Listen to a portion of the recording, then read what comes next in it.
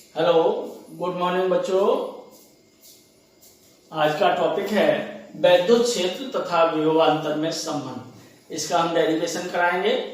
हम जानते हैं कि किसी भी आवेश के कारण उसके चारों ओर वैद्युत क्षेत्र उत्पन्न होता है और उस वैद्युत क्षेत्र की वजह से अलग अलग बिंदुओं पर अलग अलग विभव होता है। यहाँ पर मेरे चित्र में दिखाया हुआ है कि किसी भी बाह्य आवेश के कारण ये डिफरेंट समविभव पृष्ठ इक्विपोटेंशियल सरफेस बनी हुई है, जिसके वैद्युत क्षेत्र की दिशा इन समविभव पृष्ठ यानी इक्विपोटेंशियल सरफेस के लंबवत दिशा में होती है। अब किसी आवेश को माना बिंदु I से बिंदु F तक ले जाया जाता है और इसमें कितना विभवांतर होगा और इस विभवांतर का वैद्युत क्षेत्र से क्या संबंध होगा। इसके लिए हम कल्पना करते हैं कि दो इक्विपोटेंशियल सरफेस हैं जिनके विभव V तथा V प्लस डेल्टा भी है और इनके बिंदु P से Q तक आवेश Q0 को ले जाया जाता है। आवेश Q0 को ले जाया बिंदु P पर वैद्युत क्षेत्र की दिशा पृष्ठ के लंबवत बाहर की ओर E है। हम देखते हैं कि ये दोनों समविभव पृष्ठ बहुत पास में हैं, इसलिए इन E का मान यहाँ पर और यहाँ पर दोनों बिंदुओं पर समान होगा। अब चूंकि आवेश को हम वैद्युत क्षेत्र E में ले जा रहे हैं तो इस पर लगने वाला जो बल होगा, आवेश Q0 पर बल F Q0 E, इसकी दिशा, बल की दिशा E की दिशा में होगी, यानी कि वैद्युत क्षेत्र की दिशा में ही होगी। अब मान लीजिए आवेश को दो समविभव पृष्ठों इक्विपोटेंशियल सरफेस से P से Q तक ले जाया जाता है और इसमें चली गई दूरी यानी दोनों के बीच में विस्थापन dr है, तो आवेश को ले जाने में किया गया कार्य dW F डॉट dr। ये दूरी dr है। यहाँ पर F की वैल्यू Q0 E है डॉट dr। अब मान लीजिए dr और E यानी विस्थापन सदिश और वैद्युत क्षेत्र के बीच कोण थीटा है, तो इसका मान हो जाएगा Q0 E dr into cos theta. विभवांतर की परिभाषा से हम जानते हैं कि किसी दो बिंदुओं के बीच विभवांतर एकांक परीक्षण आवेश को एक बिंदु से दूसरे बिंदु तक ले जाने में किए गए कार्य के बराबर होता है। तो इन दोनों बिंदुओं के बीच विभवांतर dB बराबर dW अपॉन Q0 माइनस होगा, क्योंकि कम आवेश से कम वैद्युत क्षेत्र से अधिक की तरफ ले जा रहे हैं, कम विभव से अधिक की तरफ ले जा रहे हैं, तो ये माइनस होगा। This is equal to minus Q0 E cos theta upon Q0 to dr। Q0 से Q0 कैंसिल, यानी E cos theta is equal to minus dV बटे dr। यदि वैद्युत क्षेत्र और विस्थापन सदिश की दिशा समान होगी तो थीटा इक्वल टू 0 अंश, तब E is equal to minus dV बटे dr। अतः यहाँ पर ये रिलेशन आता है वैद्युत क्षेत्र और विभवांतर के बीच में कि किसी भी बिंदु पर वैद्युत क्षेत्र का मान उसके ऋणात्मक विभव परिवर्तन की दर के बराबर होता है।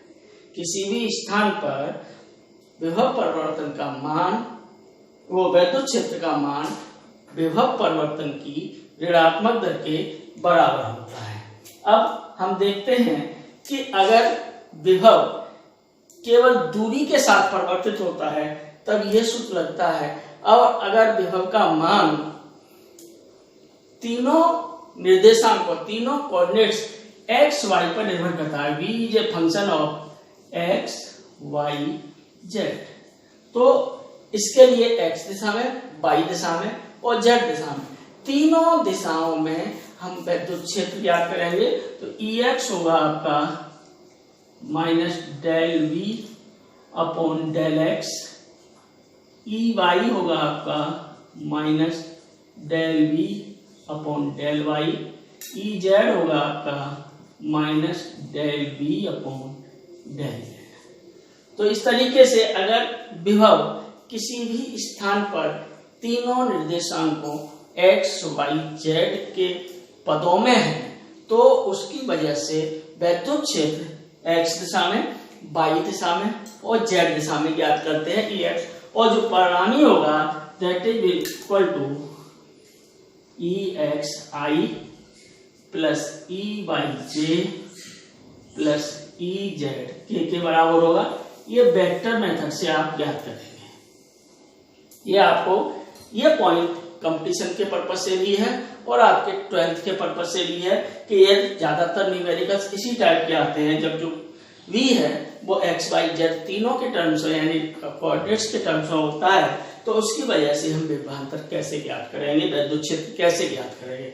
इसके लिए ये जो मैंने डेल अपॉन डेल x लिखा है ये एक डिफरेंशिएशन है, इसे पार्शियल डिफरेंशिएशन कहते हैं। पार्शियल डिफरेंशिएशन कहते हैं।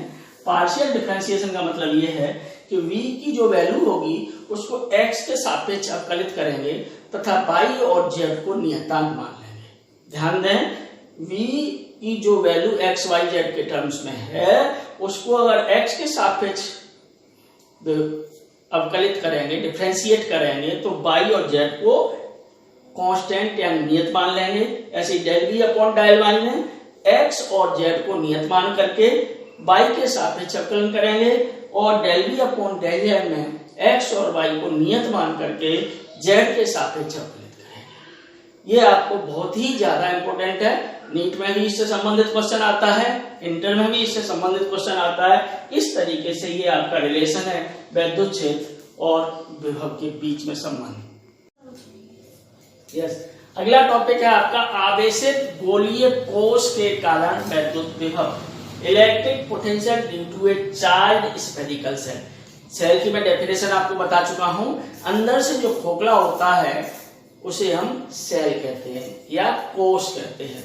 गोली है, अब इसको मान लीजिए आपने Q आवेश दिया हुआ है और इसकी वजह से हमें इसके बाहर किसी बिंदु पर, इसके पृष्ठ पर और इसके अंदर हमें वैद्युत विभव ज्ञात करना है। इसके लिए मान लीजिए इस आवेश के कारण वैद्युत क्षेत्र का मान कैपिटल E है, वैद्युत क्षेत्र, तो E equal to minus dV बटे dr। अब मान लीजिए बिंदु पृष्ठ से बाहर है यानी r is greater than r, तो इसके लिए हम अनंत से बिंदु P तक लाए गए आवेश को, एकांक परीक्षण आवेश को किए गए कार्य की गणना करेंगे। इसके लिए आपका हो जाएगा, मान लीजिए अनंत पर विभव 0 होता है, 0 से v dv equal to minus E dot dr, 0 से लेकर के अनंत से लेकर के r, अनंत से r बिंदु तक लाने में जो कार्य किया जाएगा उससे हम विभव की गणना करेंगे। तो ये आ गया आपका, ये समाकलन है v is equal to minus 1/4 pi epsilon 0 q upon r square into dr। This is equal to minus 1/4 pi epsilon 0 q minus 1/r infinity से लेकर के r तक, इन्फिनिटी से लेकर r तक। तो v इक्वल टू आ गया minus 1/4 pi epsilon 0 into q into minus 1/r, यानी v equal to 1/4 pi epsilon 0 q upon r। इसका मतलब है कि पृष्ठ के बाहर वैद्युत विभव केंद्र से दूरी r के व्यतिक्रमानुपाती होता है, यानी E proportional 1/r। Second condition, यह बिंदु पृष्ठ पर है यानी पृष्ठ पर हमें विभव ज्ञात करना है, तो r equal to capital R, then v is equal to 1/4 pi epsilon 0 q upon r, जो कि आपका मान नियत होगा, ये कैपिटल R का नियत। नंबर थर्ड कंडीशन, यह बिंदु पृष्ठ के अंदर है तो हम जानते हैं कि किसी भी कोश के अंदर वैद्युत क्षेत्र का मान 0 होता है, यानी E equal to minus dV बटे dr इज इक्वल टू 0।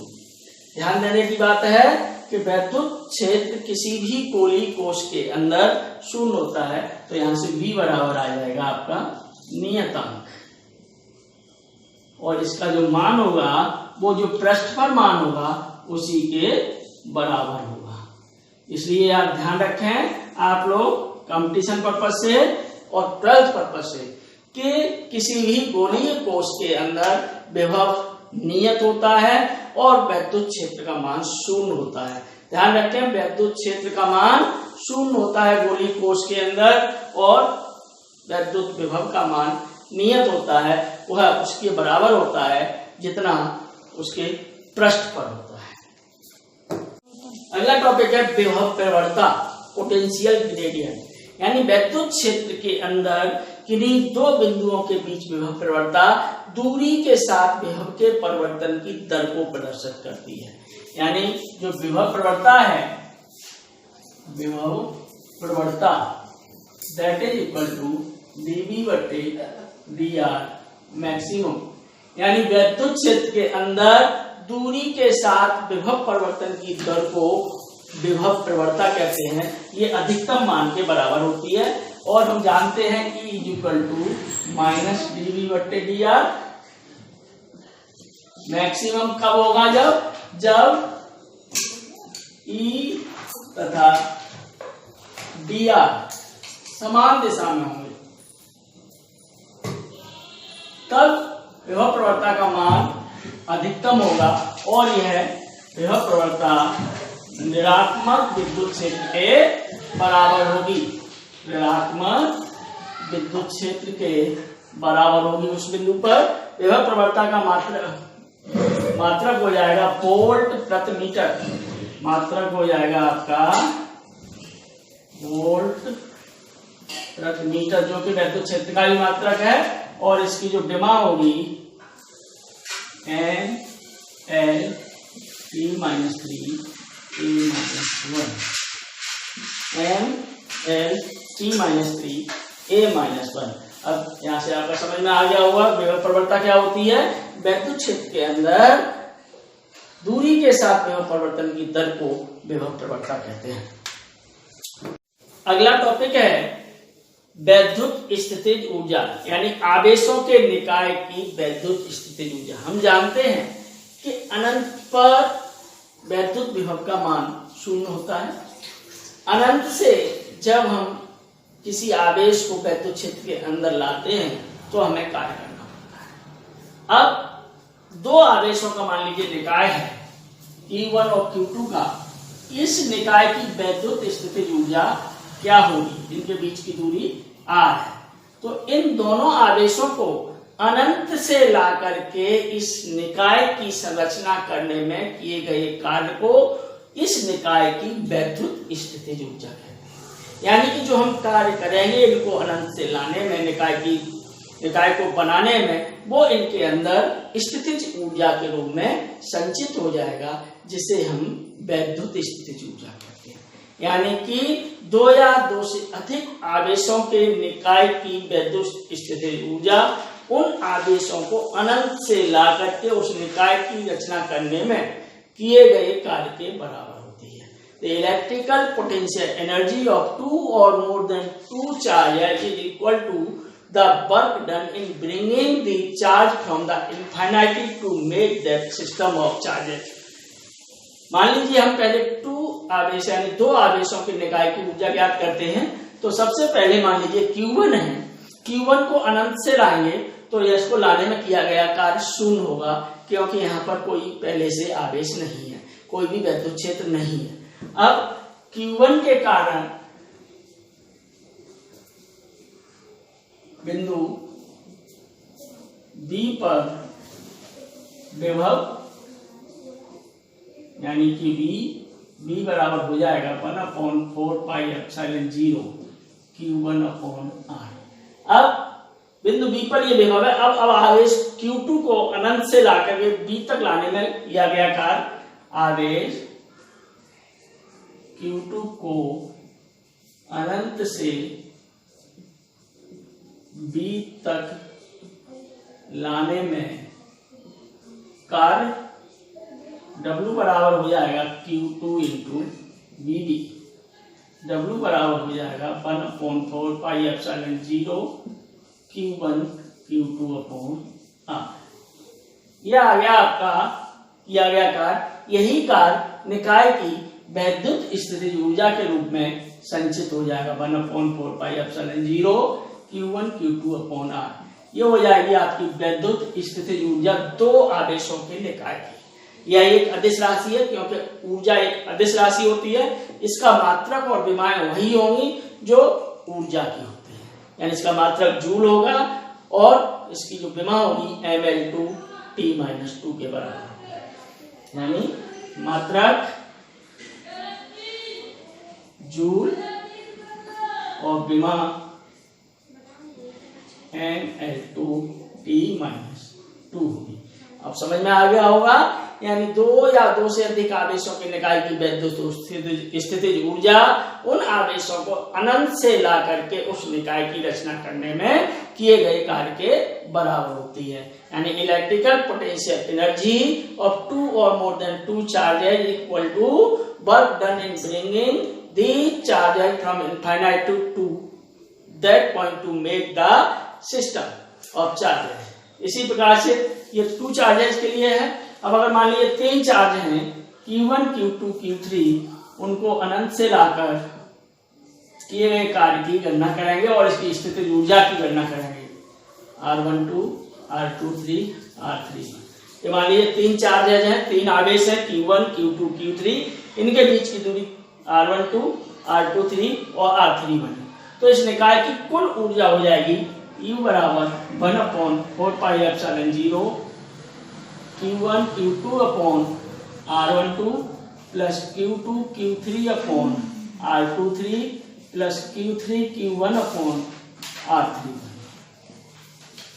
इस तरीके से हम 3 आवेशों के निकाय की वैद्युत स्थितिज ऊर्जा ज्ञात कर सकते हैं।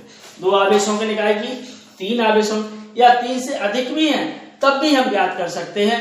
उसमें आप अगर 4 आवेश हैं तो उसके लिए आपकी जो बनेंगे वो 1 2 2 3 3 1 3 4 4 1 और 1 4, यानी कि उसके डायगोनली भी लेंगे, यानी 6 बनेंगे आपके इस तरीके से Q1 Q2 Q3 Q4। इसमें आपके ये टोटल करेंगे तो Q1 Q2 बट्टे R, Q2 Q3 बट्टे R23, Q3 Q4 बट्टे R34, Q4 Q1 बट्टे R41 और Q1 Q3 बट्टे R13 और Q2 Q4 बट्टे R24। यानी इस तरीके से इसके 6 सिस्टम बनाएंगे। इस तरीके से हम 2 या 2 से n आवेशों के निकाय की वैद्युत स्थितिज ऊर्जा को ज्ञात कर सकते हैं।